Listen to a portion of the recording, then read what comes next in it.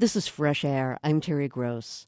The apologetic bandit is what my guest Daniel Genis was nicknamed in the press after he was arrested for robbing people at knife point in 2003. He offered apologies to his victims as he took their cash. The money was to pay off his debt to his heroin dealer. This was not the direction Genis's life was supposed to head in.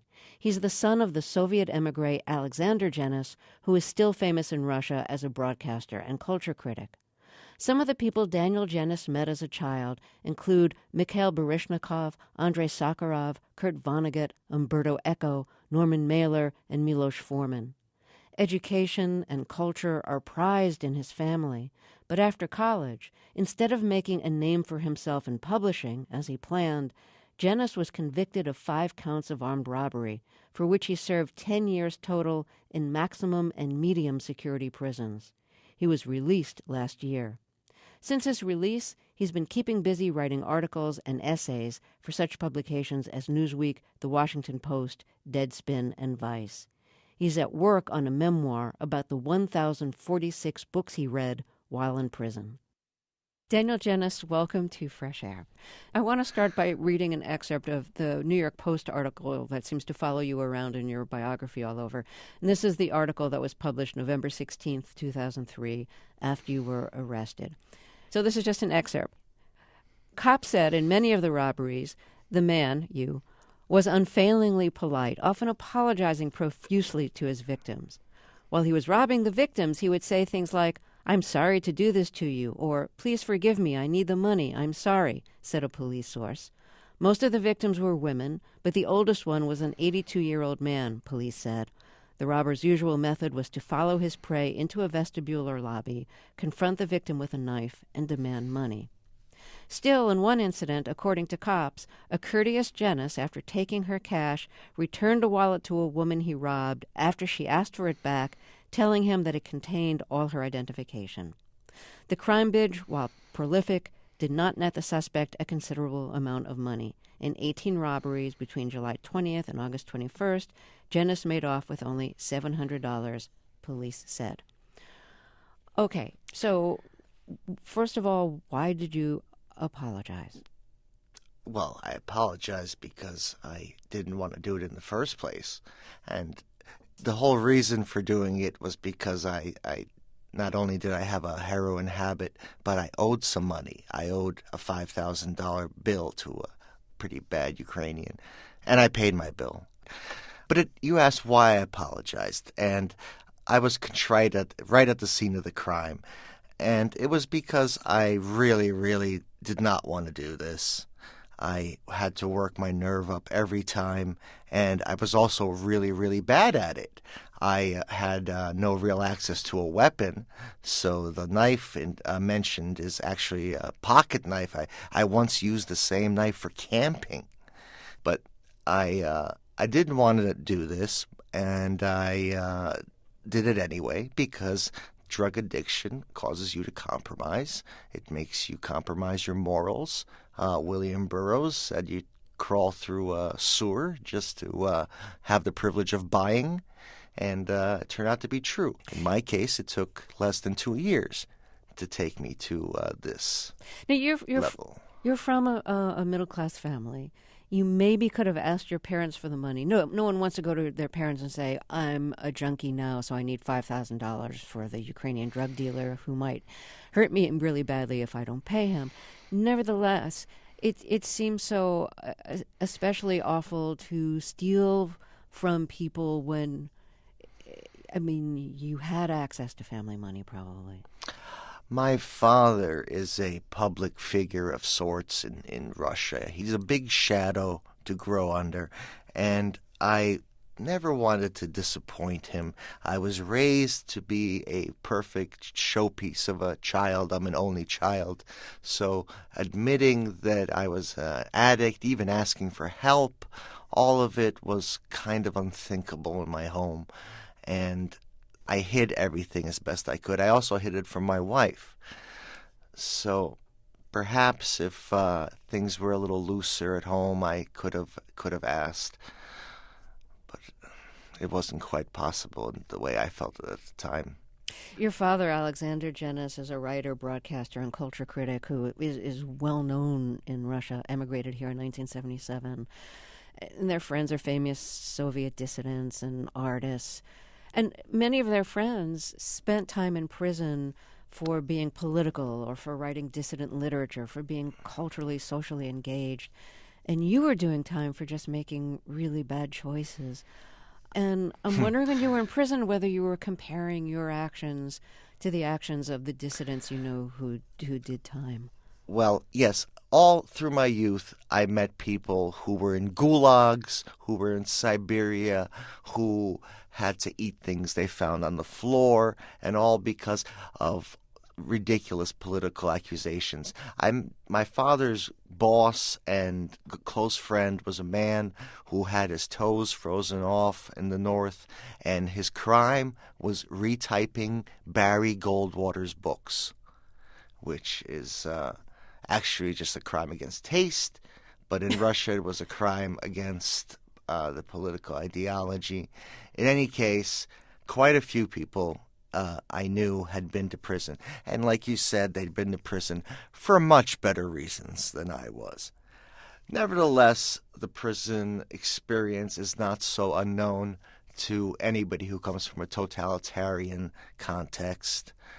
So in Russia, pretty much everybody has a family member who's been to prison or has been shot. I mean, in 1937, my own great grandfather was shot simply for being a Romanian. So, Were you rebelling against meaning in a way? Rebelling against a meaningful life? You know, a life of culture and politics and standing up for something. no, in fact, it's rather the opposite. I was quite enthralled with beatnik culture. I read everything William Burroughs ever wrote. I read Jim Carroll. I read Diary of an Opium Eater, Aldous Huxley, Crowley, all the narcotic literature that exists I read. And like Rimbaud or Baudelaire, I looked for experience and getting outside of myself through chemical ways. Of course, that's not what it ended up being. It ended up being addiction and desperation. But it started out as a quest for something beyond myself, something greater than myself. Because I didn't believe in God and I didn't have anything that was quite exciting or moving in my life. My own parents, for example, had the Soviet Union to fight against. I was middle class and went to NYU. The most interesting thing about me was that I happened to speak Russian and have a somewhat famous father. I was looking for real life, and I sure got it. Yeah. So you were sent to maximum security prison. You were someone who was defined by the books they read, by the search for some kind of transcendental experience beyond yourself. Now you're in a maximum security prison where a lot of the culture is about power, about what you need to do to earn the respect of others, and that just like wasn't the culture you're from. Yes, well, let's talk about that. First of all, it was so obvious that I didn't fit in from I don't know whether they knew from the way I looked, but definitely from the moment I spoke.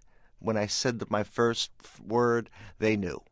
They knew every time. They could smell it on me. I was out of place, didn't belong there.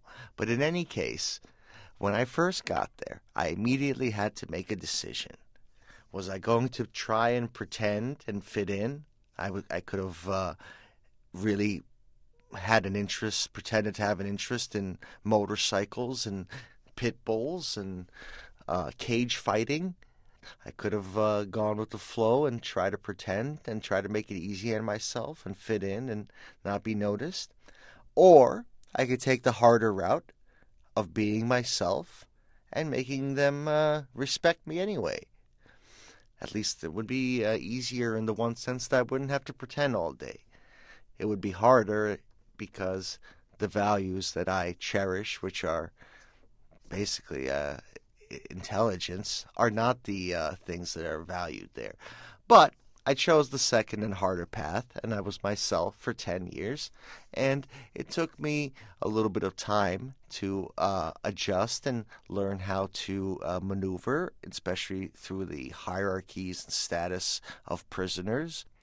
I realized that in fact it's not the most violent or the strongest or the scariest of guys. It's actually the ones who are the most manipulative, who are the most important. And to make sure that I was safe and comfortable, I picked up on what was necessary to do in order to be respected and You're liked. speaking in code now. Tell me something specific. Well, by the end of my time, I was well liked in prison. Everybody knew I had written a novel. I moved prisons the moment I got to a new one. Everybody knew who I was. I was a name that the whole system knew. Wait, so what was your identity? Who was Daniel Genis, the The prisoner? smart one. So what does that get you? What does it get you It to be got smart? me. It got me. Believe it or not, it got me places because when people needed something answered or done, they came to me, and at the same time, they respected me because I had never snitched. I understood where I had to fight. There were 4 times when I had to fight Had you ever in the fought first before? year. As a child, I mean, it wasn't part of my day-to-day life, and that is not the usual case. A lot of men in there have been fighting all their lives. They have hands that look like rubber or something. You know, they don't look human at all because of the fighting they've gone through. Some actually enjoy it. So how did you hold your own in the fights?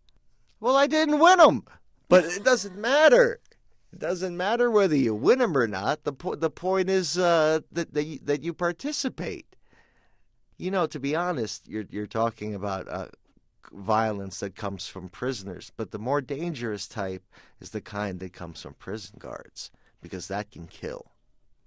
Were you That's what I exposed to was that? absolutely. There wasn't a person who wasn't. And that is much it's a much more dangerous thing. I've seen people lose eyes, teeth. I've seen dead bodies.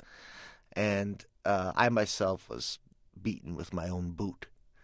You know, and if I took while that was happening, had I taken my hand off the wall, I would have been beaten by 6 people with clubs. So, you know, in prison, the monopoly on violence is definitely controlled by the prison guards. So it's a show of force, and they have to be, you know, they're violent, and some of them seek out this career because they have a sadistic or violent streak to them. Others see it as part of the job, but it is a hands-on job. I probably got as little as physically, technically possible. I'm sure. I mean, I think pretty much everybody I met had experienced more than I had, and yet I had experienced some. So let's talk about the time that you spent in maximum security prison. 7 years out of 10. Describe the cell that you spent the most time in. It's nothing pretty, Terry. It's very small. There's a toilet and a sink. It's all one metal unit. There's a cot that's not for anybody who's very wide or very tall. There's a locker, and everything else you kind of build on your own. For example, my refrigerator was a styrofoam box that I filled with ice whenever I could get it. Everything is jerry rigged. I used to cook on a stove made out of a tin can and a heating element from a coffee machine, which I plugged into the wall, and I would fry on one of those large industrial sized tuna cans that has 5 pounds of tuna in it. I clean it out and deep fry in it, except that there's no oil. So the way to get it is to freeze a jar of mayonnaise. And the mayonnaise itself freezes and the oil separates and the oil comes out and you poke a hole in it and there's your oil. So there's a lot of ingenious little methods that prisoners have developed over the years to make life more comfortable. And what's interesting about that is that, like you said, I read books all through my time, and some of those books, especially in the beginning, were books about others people's prison experience because that was useful to me. So as a result, I read all three volumes of Solzhenitsyn's Gulag, Archipelago, and I read everything that there is about prison, and I noticed even in something as old as Dostoevsky's House of the Dead, that the behaviors described were exactly the same. There was a moment when I was reading about how Dostoevsky was being bothered by a convict who was trying to sell him a chess set he had carved. And while I'm reading this, the man in the cell right next to me is making a chess set out of cardboard and spit in order to sell it to me. So, despite the 200 years difference, despite the continents and cultures that separate us, somehow prison brings out the same qualities in man. I know one of the things that you did when you were in prison was listen to NPR when you were in maximum security prison and had your own cell. I don't like to ask self-referential questions, but I am kind of interested in what the experience was Oh, like Terry, of listening to NPR in prison. And I will say we do hear from prisoners. you have to Listen to understand that NPR, yeah. despite being surrounded by thousands of people, prison was often a very lonely place for me. I'm not There were surprised to years hear that. that would go by when I had no one to talk to other than my family. I mean, of course, I talked to people, but I didn't talk to them at the way I would talk to people I knew. But many years of loneliness because I was away from my culture. Even the language spoken was nothing like my own. So that's why NPR was so valuable. Sometimes it wasn't even the show or the content, but just that the grammar was right. Just that nobody cursed, nobody screamed, nobody. Well, I think you understand what I mean. And the second window into regular life was the many subscriptions to magazines that I had. Because not only did I read books, I also read every issue of The New Yorker, Harper's, Atlantic Monthly, Wired. I think The New Yorker was the most expensive one. But every time it came in, I dropped everything to read it cover to cover because it was yet again another window into my old life. Just like hearing your voice, Terry. Your voice was important to me because I didn't have a chance to hear a voice like yours unless my wife visited it or my parents came for many years. But the because of the loneliness, I was a little vulnerable, and I made a big mistake one time with somebody who was a wonderful person. It seemed he spoke good German and good Spanish. He was well rounded, well educated. He was kind and very nice, and he made beautiful sculptures out of soap. He played the piano wonderfully, and we could read the same books and talk about them.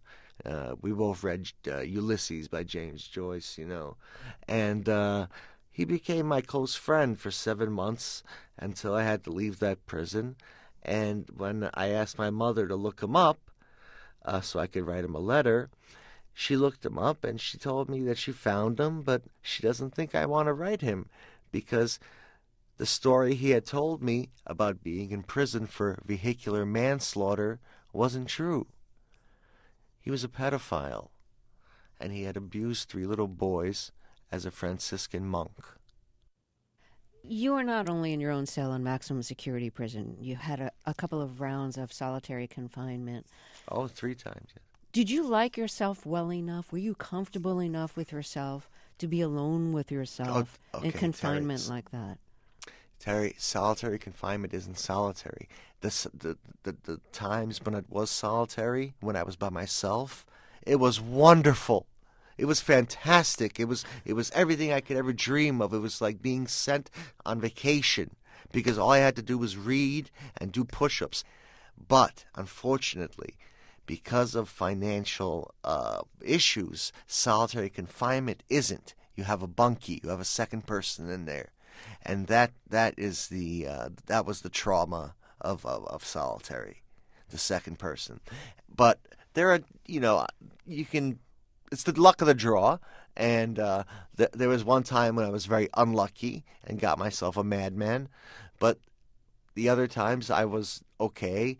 It's just that the guys, I had to take care of them. For one guy, I ordered all of Jules Verne so he could read 20,000 Leagues Under the Sea and shut up. What defines solitary if it isn't the solitude, if it isn't being alone in a cell? Well, you're locked in a room, two people locked in a tiny room for 8 months, Terry. It's mind-boggling. And the solitary units, which are specially built housing units just for this, they hum with activity from these locked up men who they run gambling rackets and they make friendships and they fight, and life goes on. It's like flowers growing through a crack in the sidewalk. They manage by throwing lines to each other from cell to cell under the door.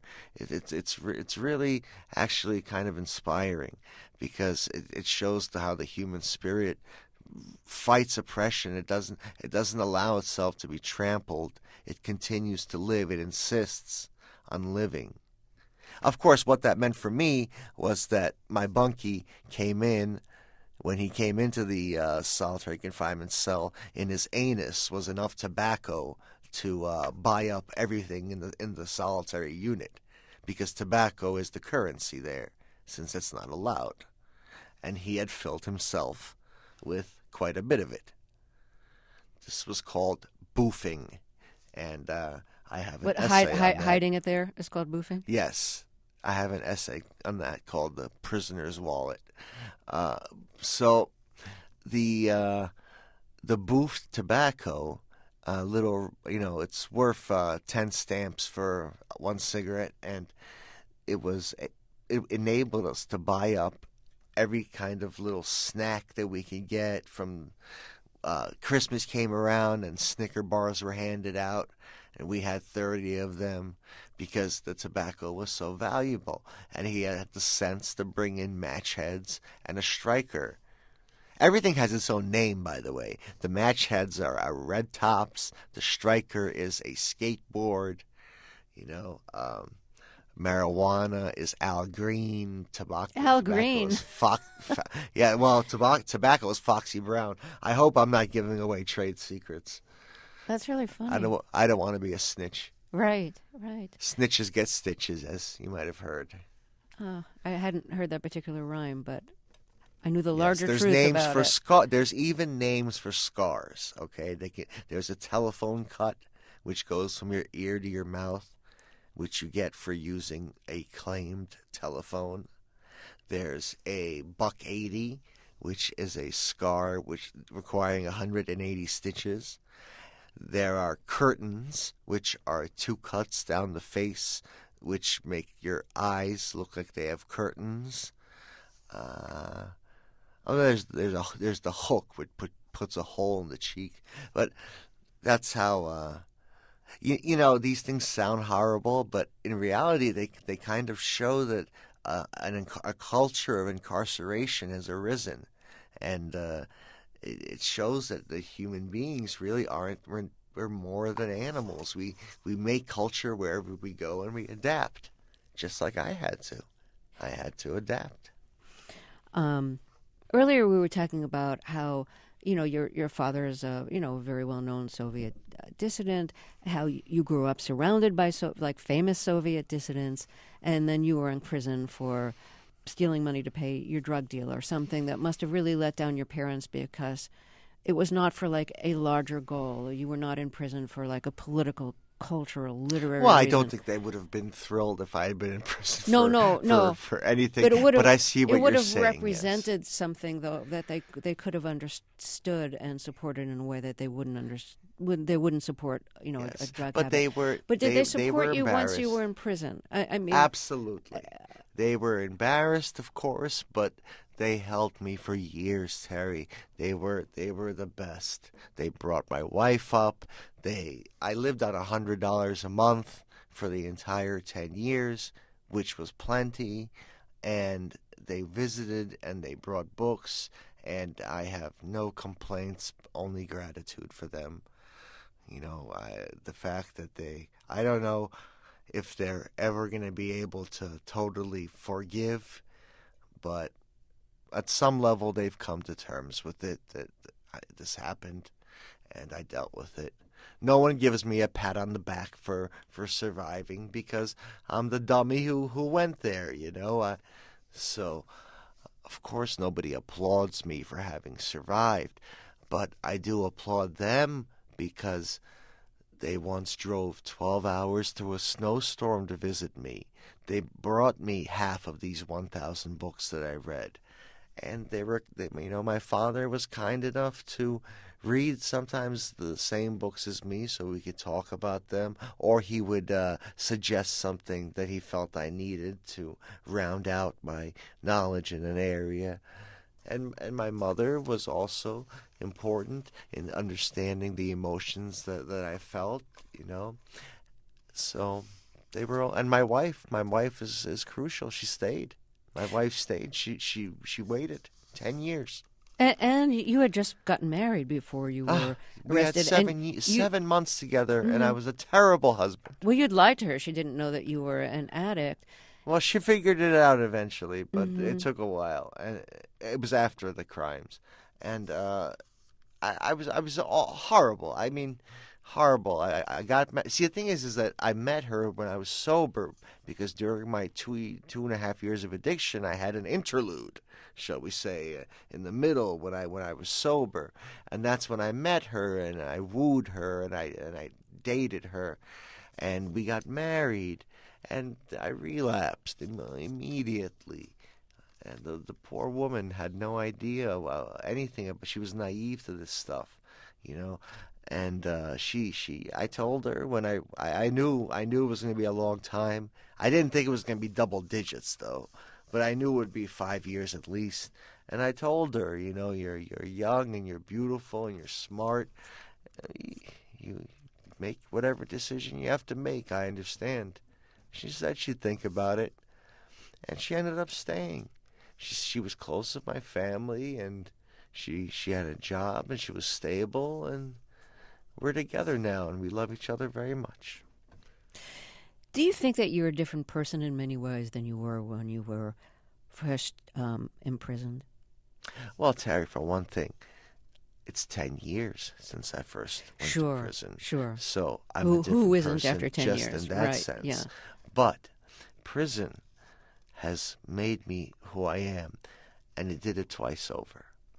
The first thing it did was make a man out of a boy, because even though I was a married man and I had a bachelor's degree from NYU and I worked in publishing and I had a business card with a picture on the back of it and a black and white Hyundai cell phone, Wait a minute, didn't your even business though card say lifestyle consultant or something like that? artist, Lifestyle lifestyle artist. artist, Even even is that kind of obnoxious a little bit? Like, what does that supposed to mean? absolutely. Yeah. I was such a wannabe. I look back at myself because I saw myself. I was molding myself into what I knew how to be, a cultural figure.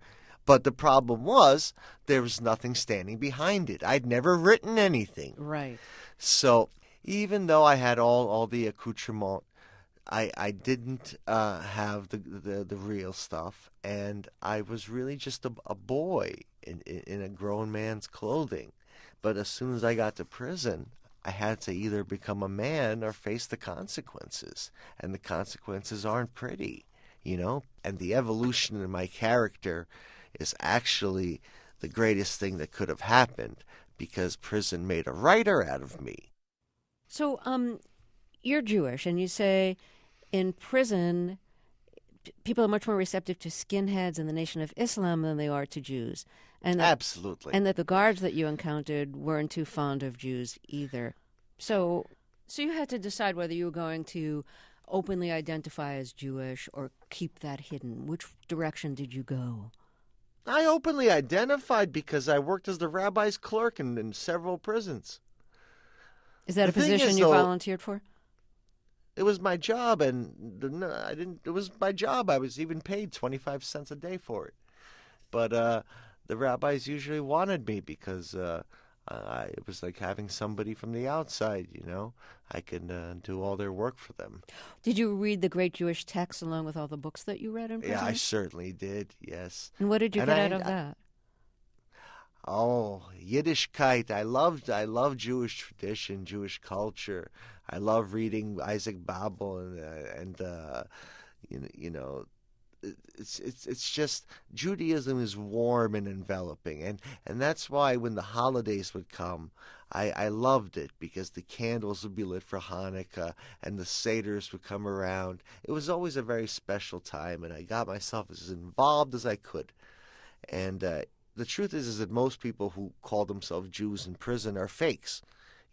According to these statistics, about 2 or 3% of the 56,000 inmates of New York are Jewish. But that's ridiculous. That's so far from the truth. In reality, there's probably 20, 30 actual Jews in prison.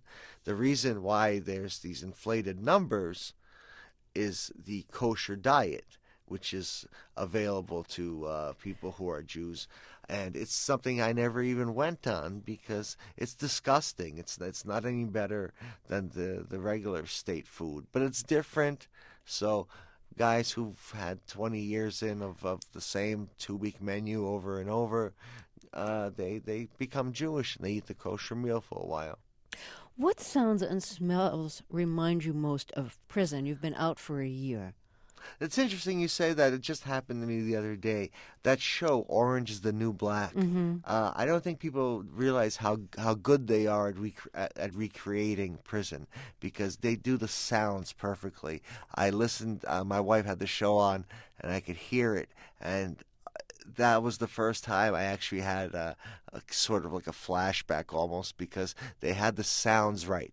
Because prison is full of metal against metal and banging and his shouting and all kinds of chaos. It's a real cacophony. So that helps when NPR plays classical music because Beethoven does a good job of drowning it out. Headphones, of course, help. But headphones are also a danger because you don't know what's happening. If you have Oh, headphones right. on, You're shutting you out don't sound that know you if need to hear. yes, and that's why I used to wear only one headphone because I needed to hear if I was about to get, raided by the cops. These things happen all the time. When you say cops, do you mean prison guards? Yes, that's what they were called.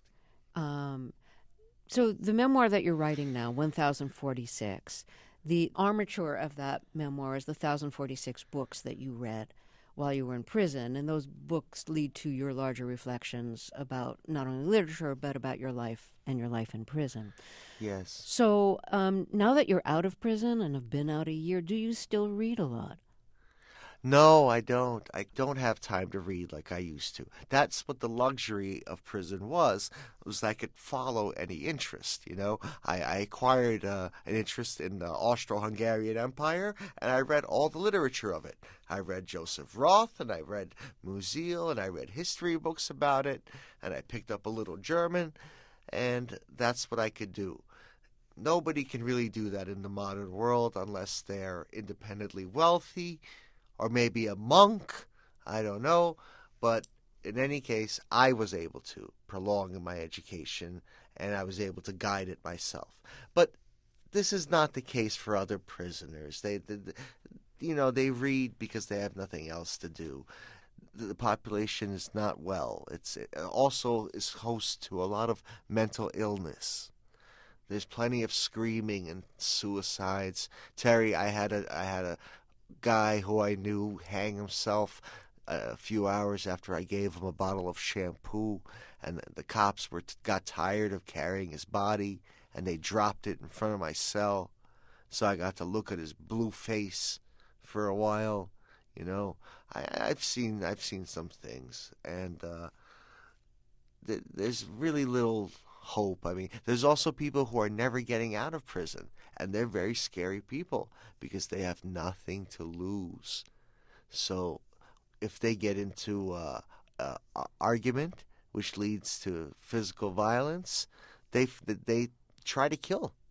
They stab to kill. On Rikers Island, which is not a state jail but a county jail, people just cut each other. But in state prisons, they stab in order to hit an organ, preferably the heart. That's why there was even a moment when I had to tape magazines around myself. And that was a case when the New Yorker was not the best magazine. And I really got to talk to David Remnick about that because he needs to toughen up the pages. I ended up having to get National Geographics They're because of thicker. the photo paper. Yeah, so I gotta talk to him. So I've got one more question for you. I saw a picture of you that was taken when you were in prison with your wife, Ah, and you have arms that are so big, like you were so pumped up from working out in prison. I don't know if it was push-ups or what, but I know you had some kind of back injury and had to back off of working out. So what's your body type now? Like, what do you look like now that you're back out in the outside? what do I look like? I'm a chubby Jewish writer. That's what I look like. I wear a little fedora. I've got a belly that makes me wear suspenders instead of a belt, and I'm 37. I'll be 37 in August. So that's what I look like. But for the first couple of years of prison, yes, I was an active bodybuilder, and I got myself into quite a amazing shape. I'm glad there's photographs to commemorate the time. I had conjugal visits with my wife every 90 days, and I wanted to impress her. I wanted her to have something to write home about. So I used weightlifting and nutrition to get myself into that kind of shape. But I'll tell you, in order to look like that, you really have to devote quite a bit of time, effort, and energy and money into it. And these days, the most I can do, I play tennis when I can get there. I ride my bike everywhere I can. But in reality, I just don't have the time. Well, Daniel Genis, thank you for talking with us. I wish you good luck with your new life. Thank you, Terry. Daniel Genis is writing a memoir that is scheduled for publication next year called 1046, which is the number of books he read in prison. Coming up, jazz critic Kevin Whitehead reviews a new album by saxophonist Tony Malaby, whose new quartet includes a tuba and cello. This is Fresh Air.